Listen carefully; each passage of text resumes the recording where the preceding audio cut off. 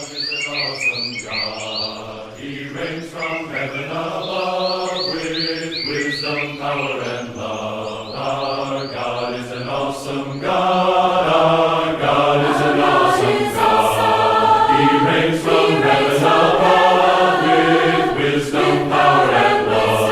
Our God is an awesome God. Our God is an awesome God. He reigns from heaven above with wisdom, power, and love. Our God is an awesome God. Our God is awesome. He reigns from heaven with wisdom, power, and wisdom. Our God is an awesome God. Our God is an awesome God. He reigns from heaven above with wisdom, power, love. Our God is an awesome God. Now when he rolled up his sleeves, he wasn't putting on And the the topic for this morning is the enemy within, and that enemy being us, of course, and when we go about making vows. The question I have for us is, of course, what is a vow? A vow is also a promise. It's a commitment that we make. But what do we know it? What do we know a vow as? Are they important? Are they important to us? Is it something that we cherish, or is it just one of those things we, best effort in our lives? What do we know about what God's law says about vows? Do we know how important it is to God, or is it not something that's mentioned? I mean, God's law is important about don't murder, don't kill, don't steal, but surely a vow, I mean, what's the importance about that? What would we know, or how would the world, what would the world say about making vows? How important is it to the world in terms of making vows? There's two parts to that. There's the verbal vow, and there is the written vow. I read an article earlier in the week about a individual they're in court, best friends. They were best friends, and the one friend was in need of money, and the other friend said, absolutely, I'll pay R1 million into your company in exchange for 5% share of your company. So of course, the friend did that. There was no written agreement for it. The company has done really well, and now the friend is asking for his 5% share of that company, and the friend's going, no, definitely not.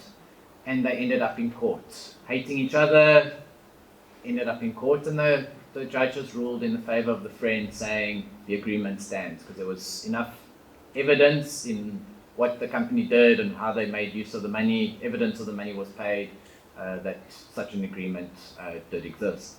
But it wasn't written down. But in the modern world, people can't be trusted. Your word is not your bond, so we write down contracts and we make sure you dot the I's and you cross the T's. We talk about making sure that, do you understand what you are committing to? And in exchange, you're going to be paid for that service, or whatever. If you're buying a house, there's a bond involved, and the bank saying, I'm going to give you money for this house. In exchange, that you pay it back over many, many years. You will pay it back, and if you fail to pay it back, but miss 1 month, they have the right to repossess your house and recover their funds. So, how important is keeping a vow to you today? Is this something you cherish? Is this something that is really important to you, or is it just, it's a good effort?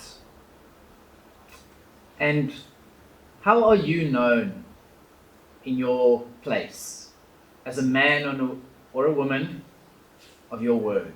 How are you known? How do people perceive you? Can you be trusted by what you say? And not only can you be trusted by what you say, can you be trusted by what you do? So if you say, I'm going to do something, are you that type of person who, no matter what, I will do it? Or is it again a best effort type of person that you are?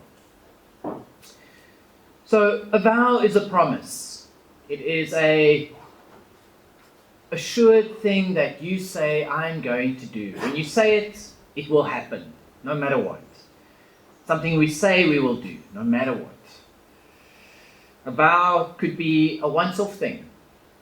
I will buy bread from you, from the grocer, in exchange for 50 Rand that you have the price on. That's a vow. It's a promise that I'm going to give you something for something. I want something out of it. It could be a reoccurring thing. So the bond again. Over many, many months, we are going to continuously be paying over money to repay that bond with the eventuality of settling that debt over a long period of time. Or it could be a lifelong commitment, dedication unto the Lord, maybe your entire life serving the Lord and not able to do anything else, not going out, not having family, not having the desires of the world, but day in, day out, being committed unto the Lord could be a lifelong commitment. A vow. A vow is important as it determines how two parties reach an agreement or an understanding between themselves with each other through that agreement in the exchange of something for something. So usually it's I promise to do something because I want to get something out of this, and the other party going, I agree to those terms and I will promise to do what I need to do because I'm going to give you something and you're going to give me something for that. So it's an agreement between two parties, usually. It could be between two states, could be between two businesses, doesn't really matter, two parties making a promise unto each other that they will do something in exchange usually for something else. If you devoted yourself to the Lord's service in exchange for I want to be a servant unto God, would be that exchange. Both parties must then fulfill their part of the agreement, which they vowed to keep. So it's not just a one-sided thing, it's usually both sides need to do something on their part for the vow to reach full agreement. Success is achieved every time both parties deliver what was vowed. I had the sentence originally written as success is achieved every time the party receives what they were promised. But it's more important, the success is if you deliver what was vowed. That's how the success is achieved. So as long as both parties deliver what they said they would deliver, we can achieve success. I know in many businesses, both parties are trying to outdo the other. They don't really want to pay over the money. Let's find a way to penalize the other party. The other party doesn't really want to give the best service. Let's do it for the cheapest cost because I want to maximize my profit. So, in many cases, both parties aren't really trying to do their very best and honor that agreement. Do it for as little cost as they can, and the other one pay as little as they absolutely have to. But yes, if we both delivered what we promised we would do, I think it would be a way more successful agreement and achievement in the vow. And then, of course, there is always dispute whenever either party fails to keep their vow. What they promised they would do, there will be a dispute. An entitlement of, you owe me back, or I don't have to pay over what was promised because you have not delivered what I was expecting. So there will always be a dispute when either party fails. So what does God have to say about making vows? In Numbers chapter 30, verse 2, it says, if a man vows a vow to the Lord, or swears an oath to bind himself by a pledge, he shall not break his word. As simple as that. You will honor that word. You will not break that word. He shall do according to all that proceeds out of his mouth. Everything you say you will do, you had best be doing it.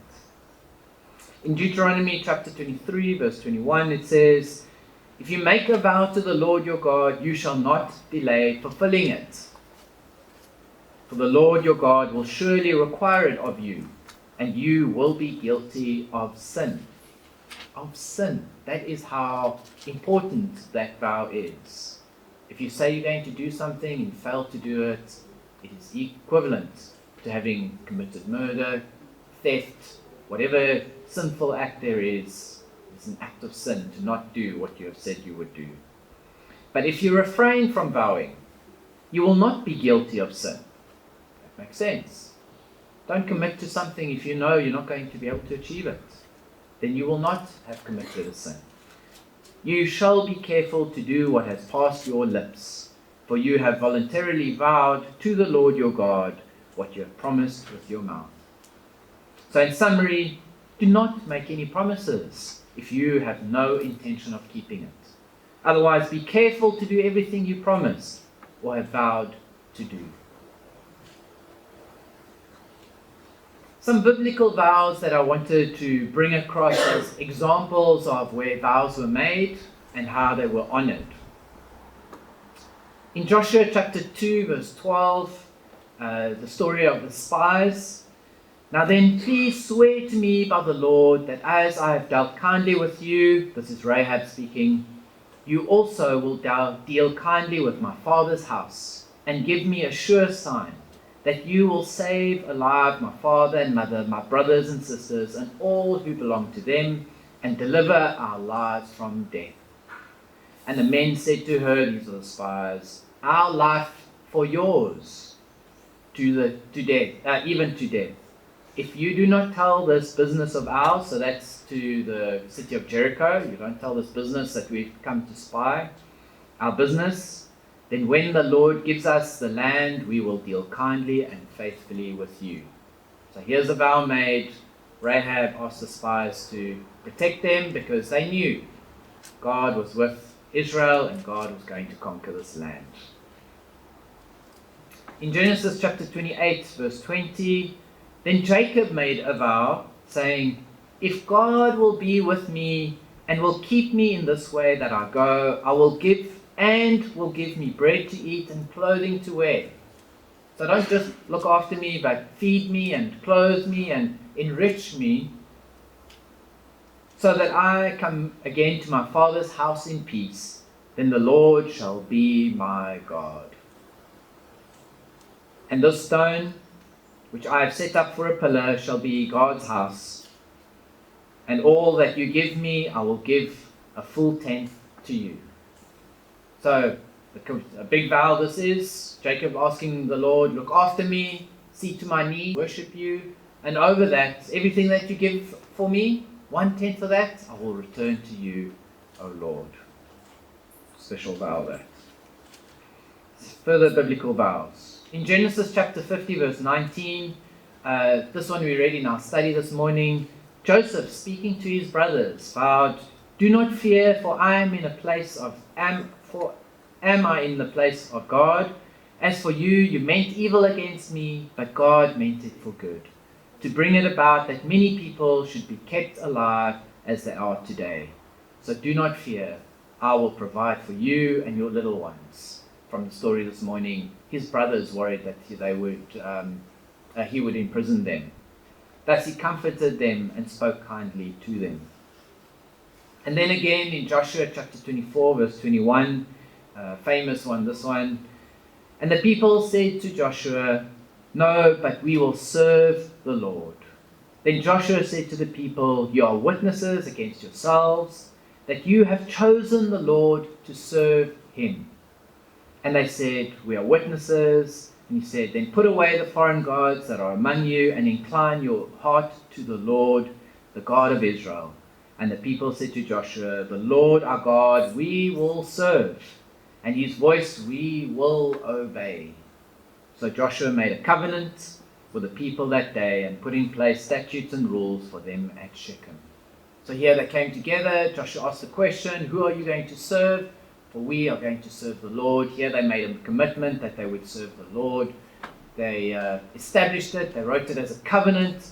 They would establish it as a rule amongst all the Israelites.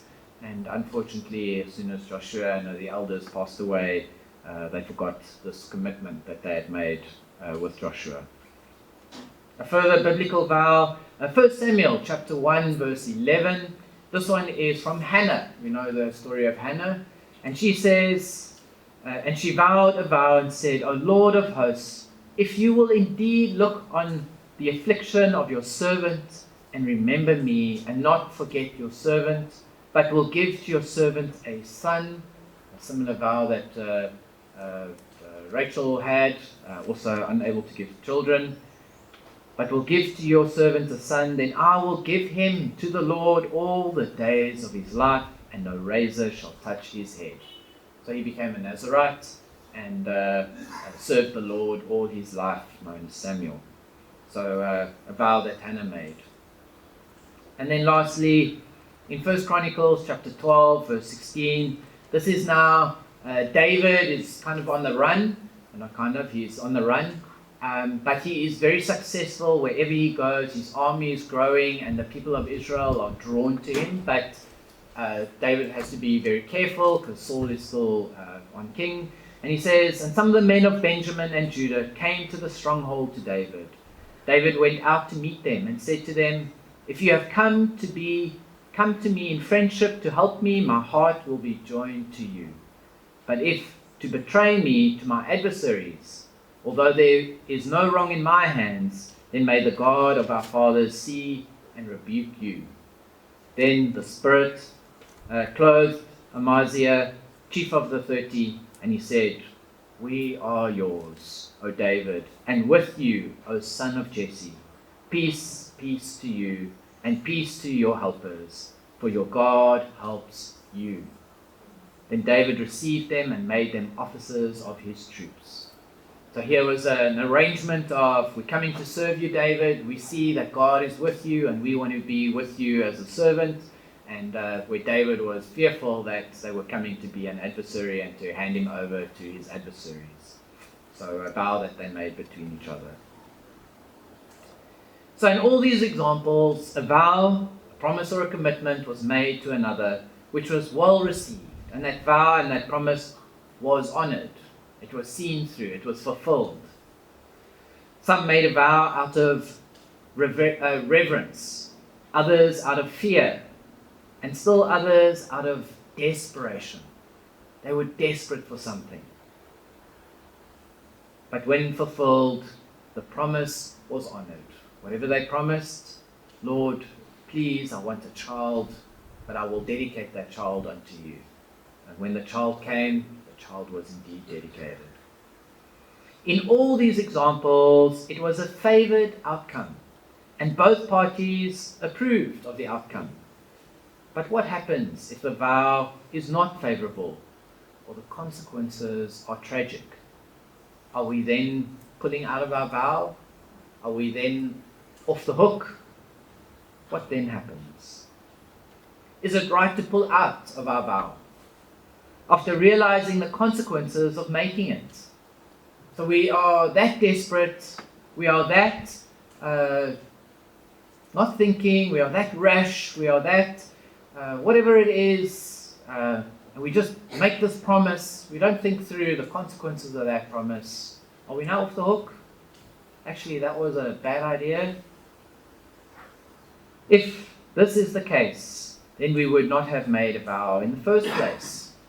Surely, if we had realized the consequences of our action, we would not have made that vow in the first place. Of course, we turn to Judges chapter 11, verse 30. I'm just going to read that again. The consequences of this vow. Chapter was sought after. He was not sought after. He was the Gideonites searched out for him, asked him to be a leader for them to go and fight the Ammonites, and he was successful. And it says in chapter 11, verse 30, and Jephthah made a vow to the Lord and said, if you will give the Ammonites into my hand. So God, if you do this for me, I will give something to you. If you will give the Ammonites into my hand, if I will be successful, then whatever comes out from the doors of my house to meet me when I return in peace from the Ammonites shall be the Lord's. That's fair enough. Let's stop the vow right there. But he went even further and he says, and I will offer it up for a burnt offering.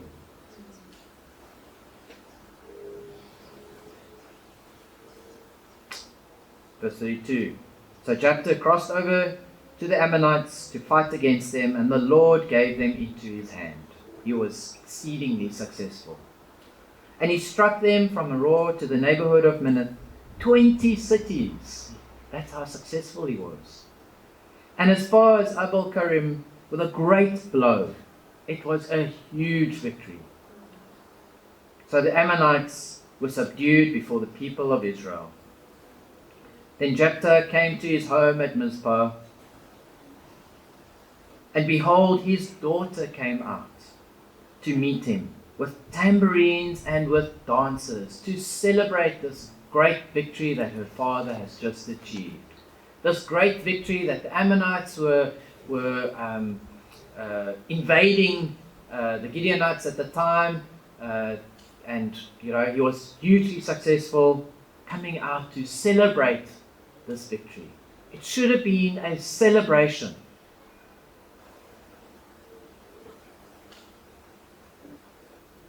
His daughter came out with tambourines with dancers. She was his only child. Besides her, he had neither son nor daughter. Verse 35.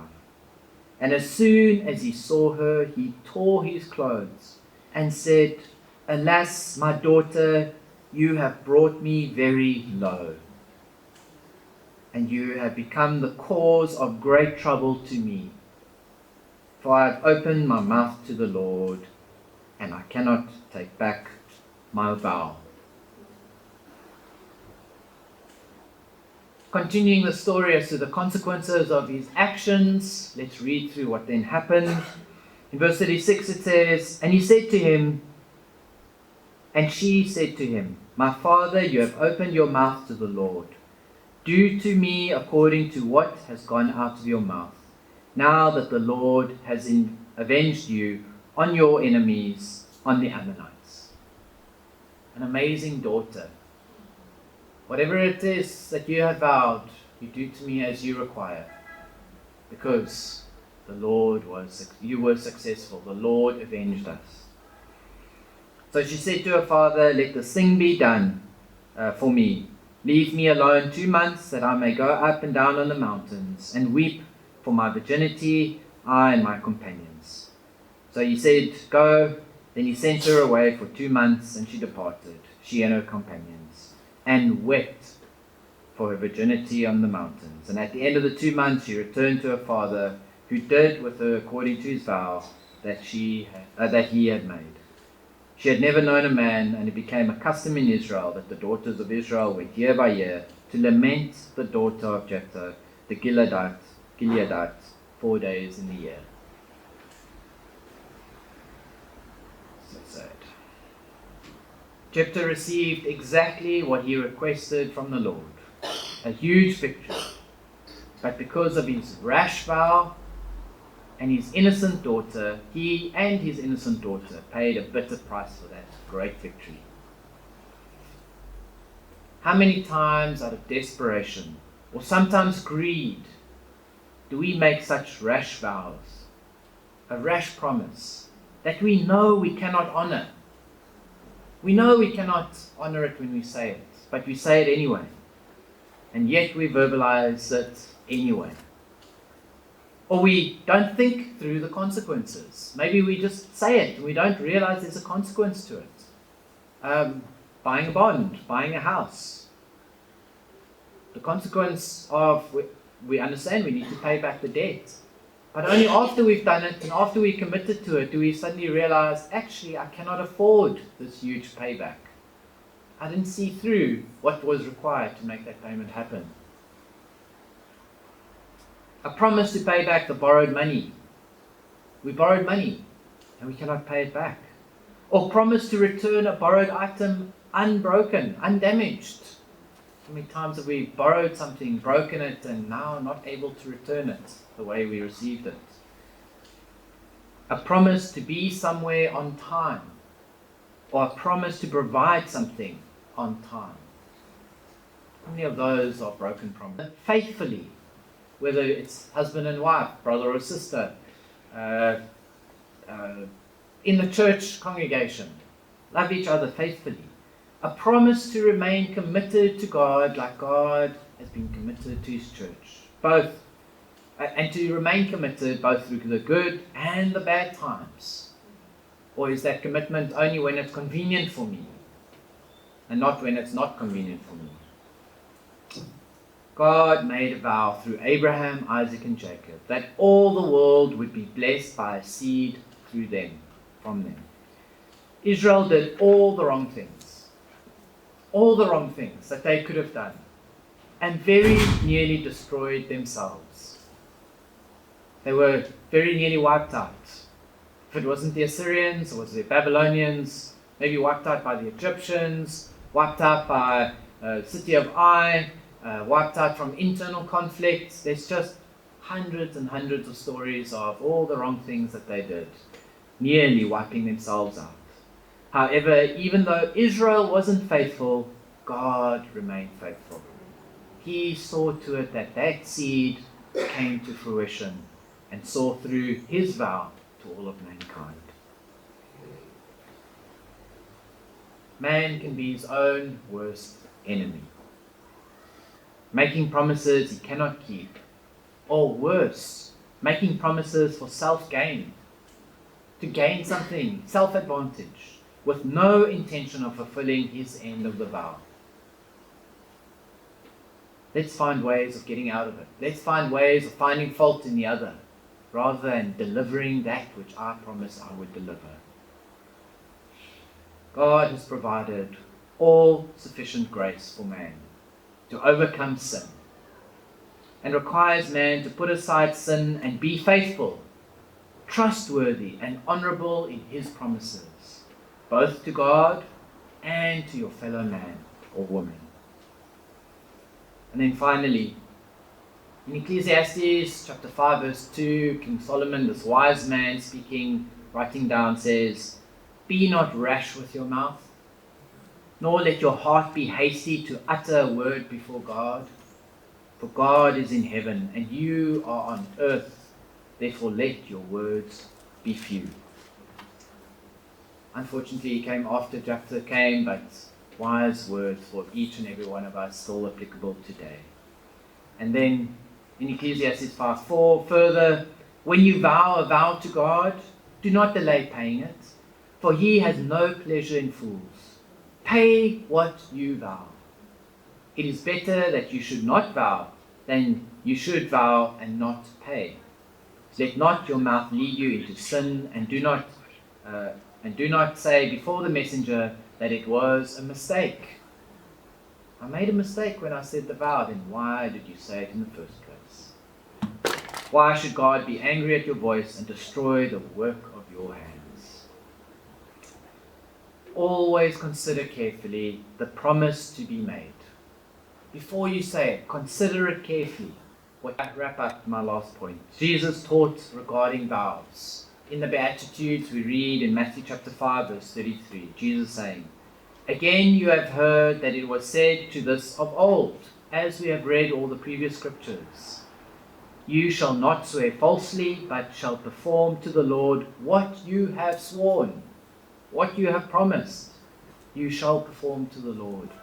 Jesus says, "But I say to you, do not take an oath at all, either by heaven, for it is the throne of God, or by earth, for it is His footstool, or by Jerusalem, for it is the city of the great King." So, this is how important it is. Don't take this oath on heaven, on a grave, on whatever you may think, on your head even. Do not take an oath by your head, for you cannot make one hair white or black. Jesus simply says, let what you say be simply yes or no. Anything more than this, simply evil, committing to something greater than you're entitled to commit to. Brethren, let us not be our own worst enemy. Let not that enemy within us rule us. When we make vows, when we make commitments, Let our commitments be truthful, let it be honest. Let us be known as the people who can be trusted. Let the world know, or the people that engage with us, when we say something, we will do it. When we commit to something, we will deliver it. As we stand now and sing the song of invitation, if there's anybody in need of prayer, let that be known as we stand now. Great is thy faithfulness, O God, my Father. There is no shadow of turning with thee. Thou changest not thy compassion, they fail not. As thou hast been, thou forever wilt be.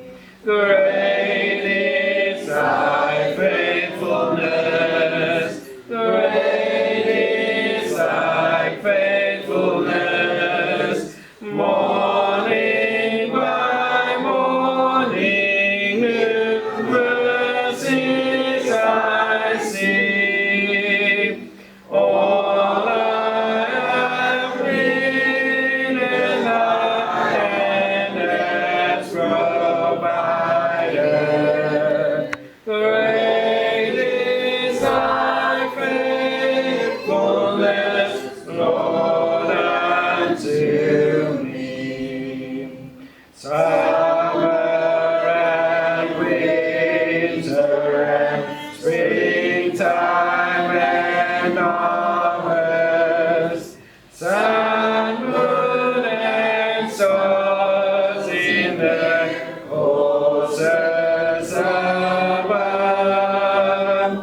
join with all nature in manifold witness to thy great faithfulness, mercy, and love.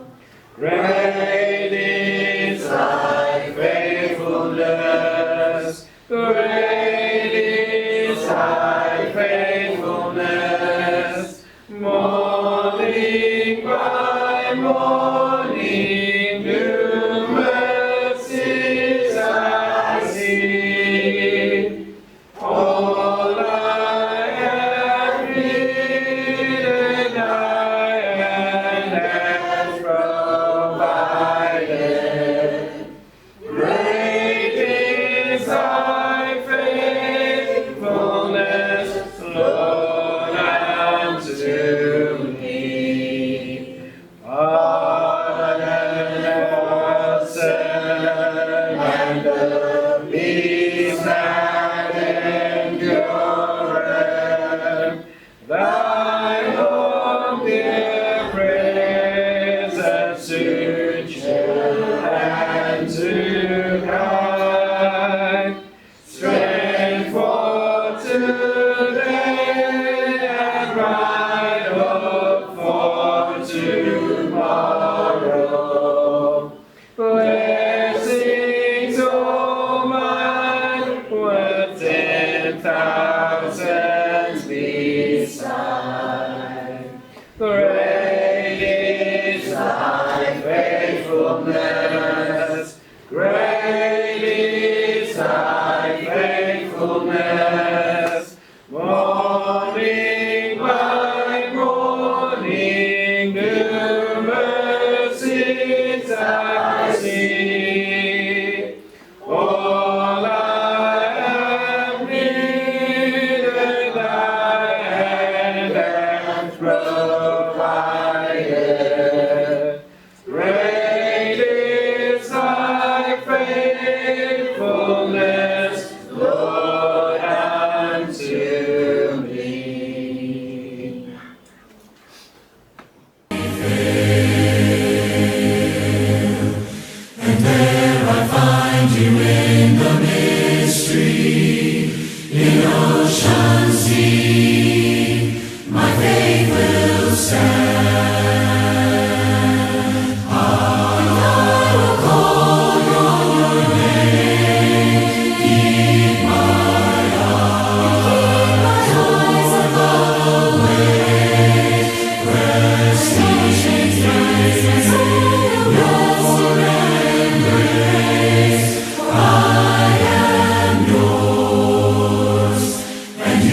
God